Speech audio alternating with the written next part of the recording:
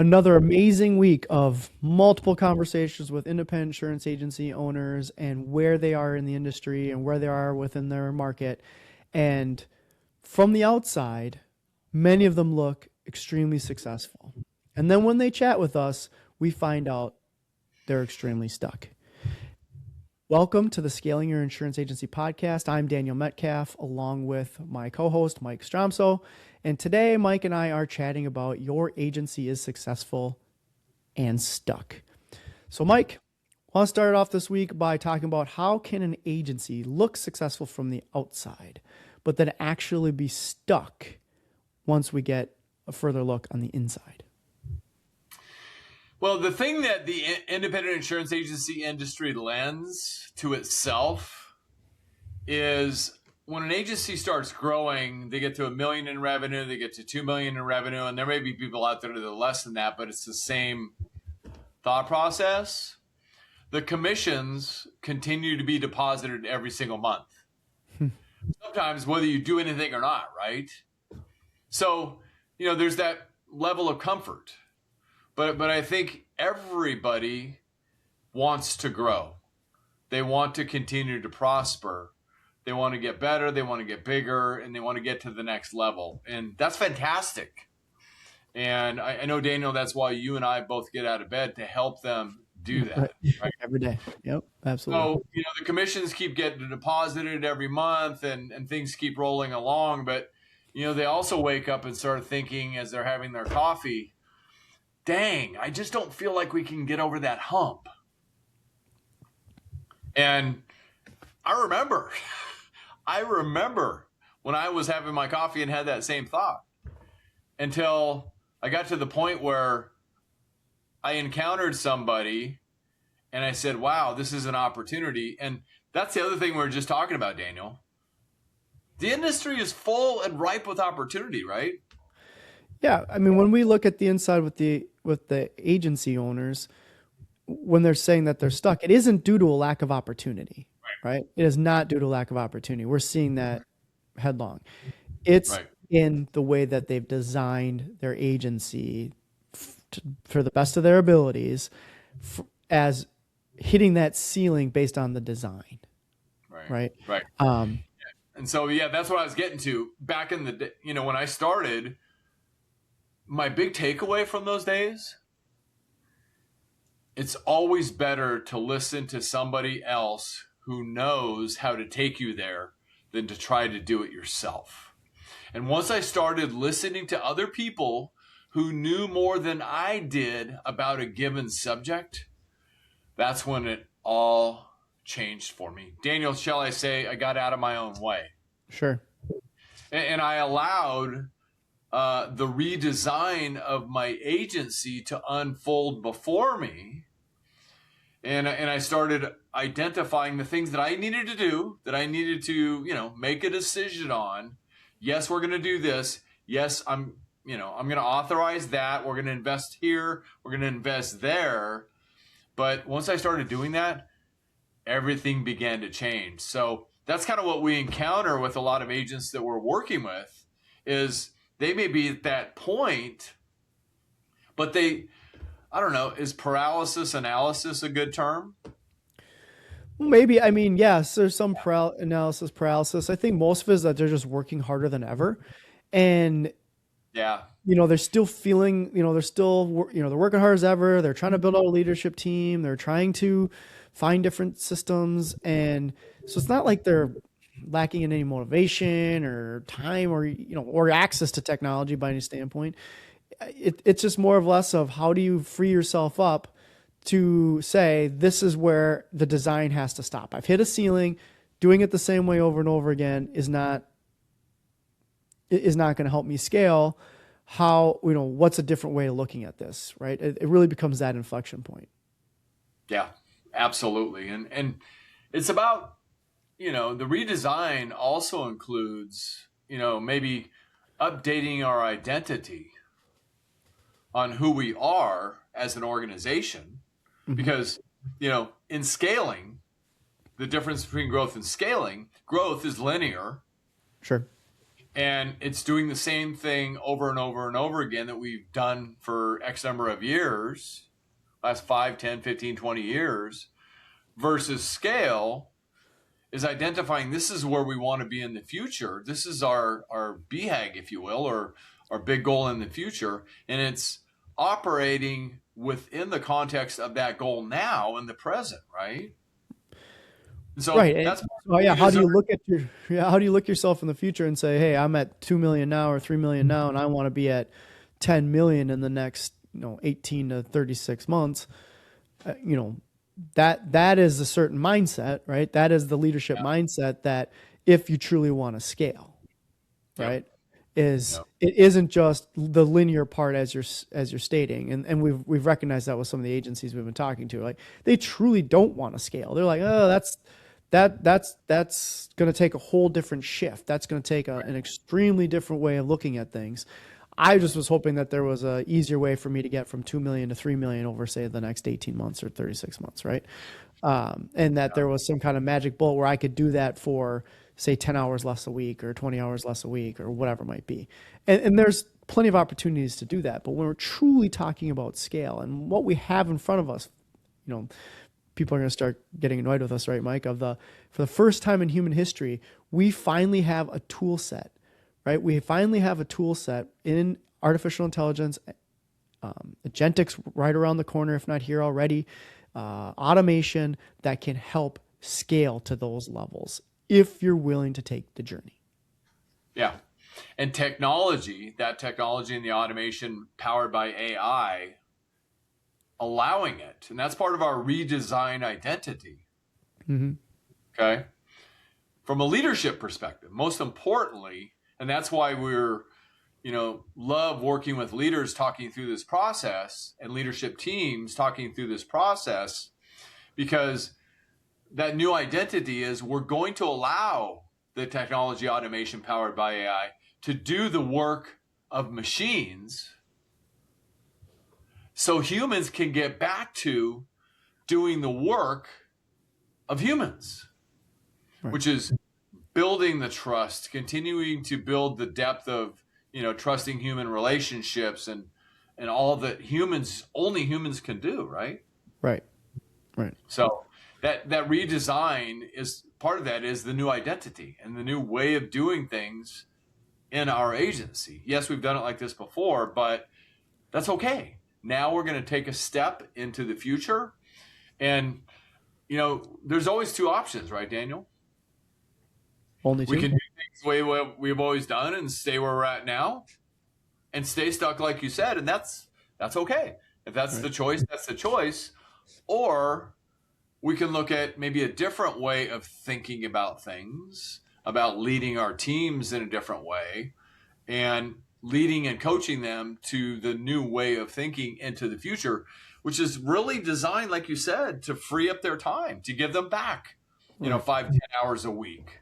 Instead of, an agency that we were talking to recently had a department where, one of the team members said, I just want to go home at 5 o'clock and not think about all the stuff that's undone on my desk. Remember that one? Yes. Yep. Yep. We hear that more than once. That is not the first time we've heard that from Yeah. their team members. Absolutely. Absolutely. So Yeah. let's break this down for everyone real quick, right? So, okay. I'm an agency. I want to scale. I've been doing the same amount. We're somewhere close, growing 5-10% every year or somewhere like that. But, I know I'm successful, but I want to take it to the next level. What is the leadership shift that has to change? Well, the leadership shift is the redesign is identifying all of the things that the human side of the capacity are going to do and identifying all of the things in the agency that the machines are going to do, that the automation technology powered by AI is going to do. And we have to get comfortable allowing it to do so to free up our time so we can get back to building those relationships. And what we encounter, in the executive and leadership coaching levels is that independent insurance agents, they have a servant's heart to begin with, and their greatest desire, back to Maslow's hierarchy of needs, right? Their greatest desire is to serve others in the way that they want to be served. Okay. And so they sometimes think, well, I'm going to let go of this. I'm going to allow the automation and technology to do this. It's going to get done right. And so it's having trust and confidence in the leadership team and trusting the process. I think that's an important thing right there, Daniel. And I know that's easily said and maybe sometimes not easily done, but trust the process and trust those who are creating the process and implementing the process. And I think one of the most important things is, and we've talked about this a lot, over communication, right? So vitally important. I mean, you've got to, learn to over communicate what's going on so everybody has that understanding and training. All right, so let me try to distill it down from what I heard. So the first step really is getting that leadership mindset that we need to design an agency intentionally where Yes. we start to figure out how the work is going to happen. How are we going to be able to bring on new customers? What are the new customers we're going to bring on? Where's the revenue going to come from? How do we get the most profitable revenue? What are some of the things that we're going to stop doing? What are some of the things we're going to start doing? And when we write this all down and figure this all out, then we have to start to identify. The next step is now we're going to identify where are the items within this new way of we're going to do things, where scaling is the goal, not just growing, and identifying where are the places that the humans are going to work and where are the places that the machines are going to work, and then how do we bring them together at the end so that they're all working towards that same scaling mindset, toward that same scaling process, same scales. So that comes down to things like we've talked about before, Mike, right? Got to come up with your niche, right? Got to come up with your niche that you can be the best at in the entire world compared to your competitors at that particular time. And have we maxed out all of that niche? And that niche can be in personal lines, commercial lines, health, could be benefits, life, it doesn't matter, right? It's more or less about what can you be uniquely great at in this specific area. Then it's looking at how can we make our ability to collect, store, analyze, and move data as quickly and as efficiently and as revenue impact as possible in order to best serve our clients, both our current and our new and our niche. And then from there, how do we find the right A players who are going to help us do those first two areas, right? And are willing and able to work with technology and open to using this new toolkit that they have, right, that's available to them to the best of its ability and embracing it. Those three by itself is what the leadership design and mindset has to look at if you're going to scale. How work happens, right? How work happens, correct.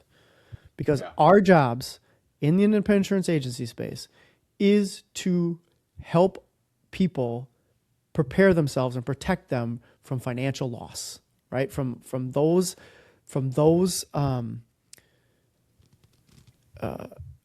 different types of ways that we can be affected as humans, right? We can be affected where we will have some type of financial catastrophe. That's what insurance is for. And it's our job to make sure that we set our clients up for success, that they will not have a financial calamity because they have this insurance product that will keep them from doing that, right? So how do we set up our work to be able to be more human with them so we can spend more time with them so that we can be the best analyzers as possible for them and represent them as great as possible when something does come up? That is what a scaling agency is going to look like, where then the machines do all the work that are necessary to move the data from one place to the other, do the repetitive tasks, make sure the calendar's set up correctly, make sure we can analyze and identify areas of missing protections, right? Of, oh, hey, well, this information is not accurate or correct, or all these other things that would take us a lot of time away from our clients. We can use those tools to be able to help us be faster, more efficient, drive more revenue impact for both ourselves and our clients, actually. 100%. And the thing about, I was sharing with a group of agents just this morning about the fact that, insurance is a mystery still to the consumer marketplace, whether it be personal or professional. And so that's where the critical importance of those human relationships will always come into play. Right. Because people need to make decisions. They need to make judgment calls as how they're going to invest in their insurance, et cetera, et cetera. So it's critically important that people be free to be able to make those decisions. But, one of the things that I heard you talking about, Daniel, it feels like, people are busy. They've got so much going on, but the results are not something that they really have time to focus on. Because, everything's so full. I mean, calendars, inboxes, meetings, etc. So clarity is so vitally important.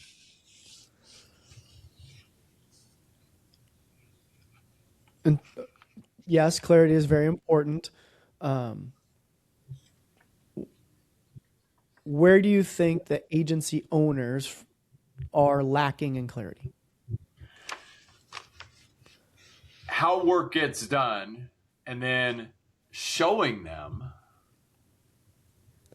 and helping them understand what the future design of the agency looks like into the future, so that every team member, picture an organizational chart as an example, right? And you've got certain people in certain places. You have your leadership team. You have a leadership position over sales, a leadership position over service. You got somebody who's the marketing CMO, chief marketing officer. You've got, maybe a director of welcome as an example, who's manning the phones, etc. And then you've got people in certain positions, from a sales role to a service role to a processor role. And then I would put another box on that org chart, which is AI and automation, right? They have a contributing piece to how the work gets done. But when you show that to your team and then help them understand how it's actually going to work,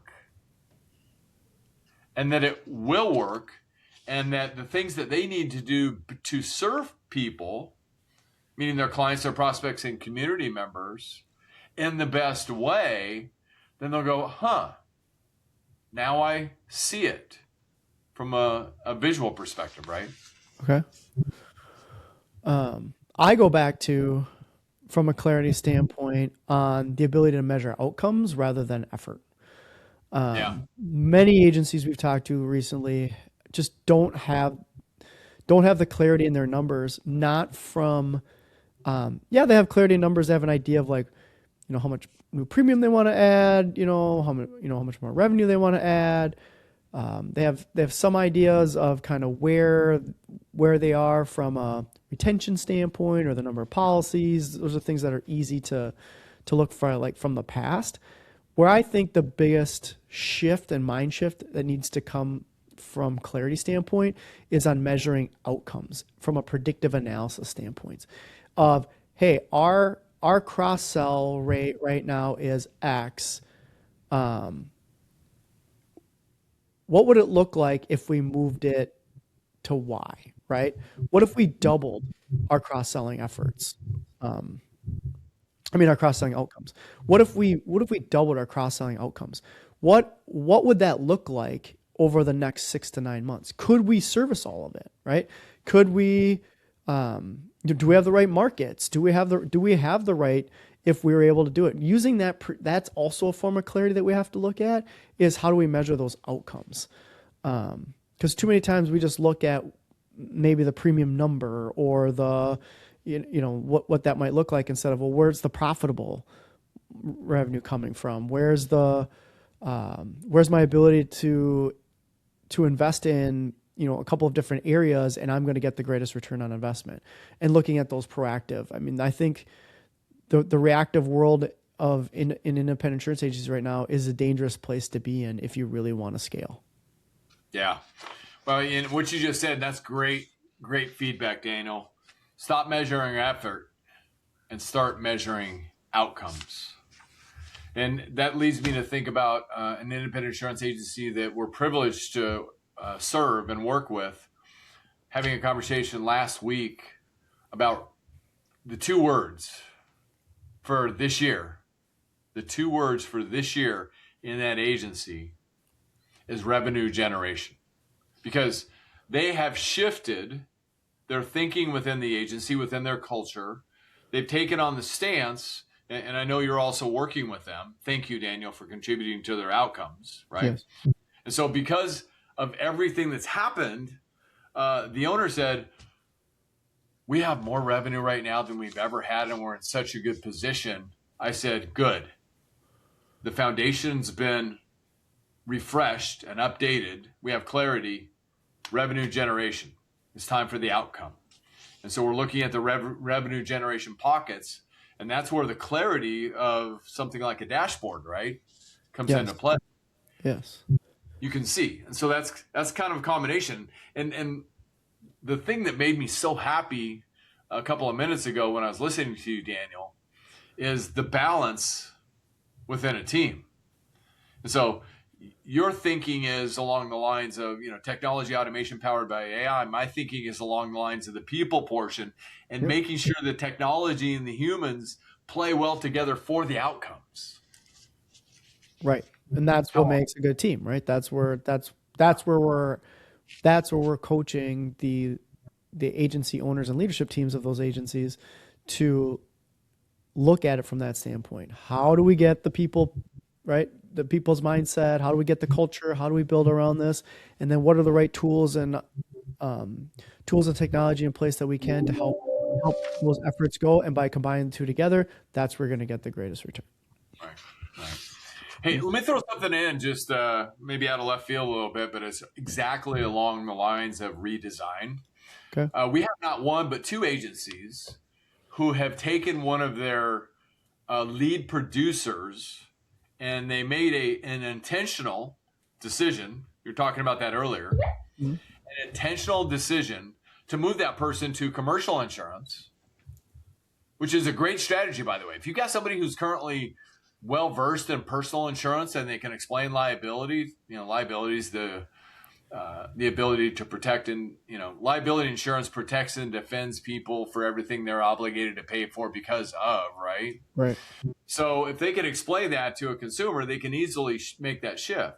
And a couple of agency leaders have intentionally decided to shift a high-performing producer from personal to commercial insurance. And so what I was thinking about in that realm is back to redesign. And we keep our finger on the pulse of the industry a lot, right, Daniel? We do. Yeah. So anyway, I'm looking at some information transparently from the Reagan Company. And it's the median new commissions of producers that are tech-enabled versus non-tech-enabled. And why this is important, well, first of all, from a knowledge standpoint. Second of all, from an awareness standpoint of knowing what, some of the best agencies out there are doing, because this is the best practices report. The tech-enabled new commissions of producers are 179.09, and the non-tech-enabled producers are 104. It's a $66,909 spread. And that's new commissions. Okay. Let's take a look at a comparison. This is a median book size of producers that are tech-enabled and non-tech-enabled. The tech-enabled median book size is $384,355, and the non-tech-enabled is $216,000. That's $168,355 spread. So when it says tech-enabled versus non-tech-enabled, Daniel, give everybody a thought. What does that mean? Well, tech enabled is any type, like think of an enabler, right? So by combining technology and people together, you are now enabled to drive more revenue for the same effort, right? Drive Right. more results or outcomes for that same effort. Because the technology can assist you in being able to multiply your efforts within that same realm. So whether that's being able to analyze, 20 policies instead of 10, whether that means that you're gonna be able to do 25 follow-ups instead of 10, right? That's where technology can enable you in order to drive higher commissions, drive better outcomes. Yep. That's where tech enablement comes in. And what we're seeing in one of the goals that this is kind of insider football for everybody, but one of the goals that I've been thinking about and trying to design is how do we create the $1 million commission producer where that is fully autonomous with AI and automation or with an AI agent that can help them get to $1 million in commissions in a year just by enabling themselves with better and more technology, Yeah. and be able to design that out, what that would look like, and what would that mean? Because there's a lot of talk going on right now in the software world or in the retail world around the 0 employee $1 billion company, um, or the 1 to 3 employee, $100 million company. There's a lot of these different things that are going on in the AI space around being able to do that. What if we could create, an agency, 5-person agency that could do it at that level? Like, what would that mean, right? It's just something that I was very curious. I was just thinking about while we were talking about that is just think about the power that's available to us with Agenta coming out and what we can do to help support and provide the service necessary for so many people based on using this technology. As we begin to wrap up, let's go back to something that we were talking about right before we went on. Because what you were just discussing, isn't it all about readiness? Yes, you would not be able to do it if you were not ready Right, to right. make So, that shift. Yeah. I'm looking at part of that study, which is talking about AI organizational readiness. And yesterday, when we were working with an agency, we were talking about another study from the Big I that came out, and 68 point something percent of agencies plan to implement some type of technology automation powered by AI. They plan to. That doesn't mean they're doing it. There's only like less than 10%. I think it was 8.6% are actually using it, and that's because those other 58+%, they're not ready, right? They may not be Right. ready. Right. So this says technology alone does not create value. Technology alone doesn't create value. Organizational readiness does. And studies consistently show that the success rate of AI implementations correlates directly to, and this is exactly what you and I talk about so much behind the scenes, upfront planning, structural alignment, and change management strategies. And the other one to bring in from the left field is, and leadership that's on board with this change management. And that's why we're so grateful to have the one, the only Natty Lewis on board as part of our team, because she helps with that change management, right? Agencies looking to adopt generative AI and everything you were talking about, Daniel, must start with an internal alignment and a clear-eyed view of what readiness entails. I think that's maybe a great synopsis as we wrap today. That's the clarity and everything else, Daniel. Yeah. If you're going to have to change your mindset. If this is what you want to do, you have to change your mindset to get the clarity that this is where you want to go. And can you bring the people within your organization with you on that journey? Yeah. Leadership. Great Well, stuff, Mike, man. Thank yep, you. another great, fantastic week. I know we need to wrap it up. For all of those agency owners that are out there listening today, if you would like a private one-on-one session with Mike and myself in what we call our Onyx scaling sessions to talk more about what it would look like for your agency to have the right mindset and leadership, along with automation and AI. Happy to do so. There is a link in the show notes that you can schedule your time with us so that you can learn more about what we're working with other insurance agency owners with on a day-to-day basis. Yep. Mike, thanks so much again for another great week, and we will do it again next week. Thank you for all you're doing, and let's go help some agents get organizationally ready for the incredible opportunities that are before us in the future. I like it. All right, let's do it. All right. Yep, Thanks, have a good man. rest of your week. You got it.